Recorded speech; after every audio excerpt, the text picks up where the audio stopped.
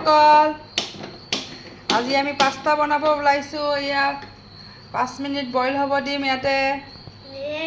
এইখিনি মই সিজিব দি অকণমান নিমখ দি দিছোঁ ফৰচুনৰ অকণমান তেল দি দিম মই ৰিফাইন অইল এইটো পাস্তাখিনি বইল হৈ গৈছে এনেকুৱা কৰি এতিয়া মোক লাগিব পিঁয়াজ নহৰু কাটি থৈছোঁ সৰু সৰু কৰি জলকীয়া কাটি থৈছোঁ আদা কাটি থৈছোঁ বিলাহী কাটি থৈছোঁ এইখিনি লাগিব আৰু লগতে সয়া সস দিম অকণমান আৰু দিম আপোনাৰ পাস্তা সস দিম ইয়াতে মই গোটা জিৰা অকণমান দি দিম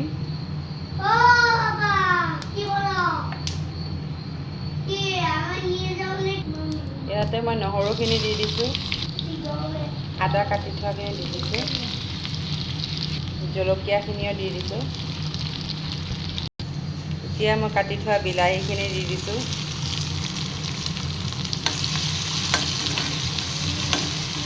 বন্ধুসকল আপোনালোকে এনেকৈ বনাই খাইছেনে খুব চিম্পল ৰেচিপিটো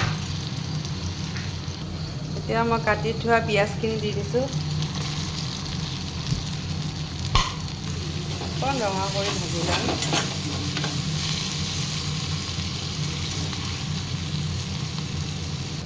এতিয়া মই নিমখ অকণ দি দিছোঁ এতিয়া মই হালধি অকণ দি দিছোঁ ভালদৰে লৰাই দিম এতিয়া মই জিৰা গুড়ি অকণ দি দিছোঁ এইটো যিহেতু মছলা পাস্তা সেইকাৰণে মই অকণ মছলা দিছোঁ আপোনালোকে ইচ্ছা কৰিলে জিৰাটো নিদিবও পাৰে এতিয়া মই সিজাই থোৱা এনেকুৱা পাস্তা দি দিছোঁ এতিয়া মই ভালদৰে লৰাই দিছোঁ এতিয়া মই সয়া সস অকণ দি দিছোঁ 1 চামুচ অনুসাৰে দিছোঁ এইবাৰ মই ভালদৰে লৰাই দিছোঁ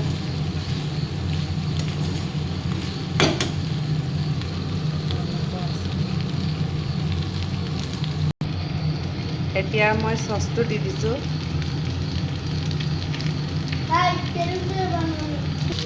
ৰেডি মোৰ পাস্তা মছলা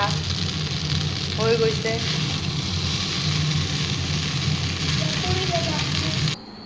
এতিয়া মোৰ পাস্তা ৰেডি হৈ গৈছে এতিয়া খাম আৰু গৰম গৰম আপোনালোকে খাই জনাবচোন এনেকুৱাকৈ বনাই আৰু ভাল লাগিলে please like comment and share কৰিব থেংক ইউ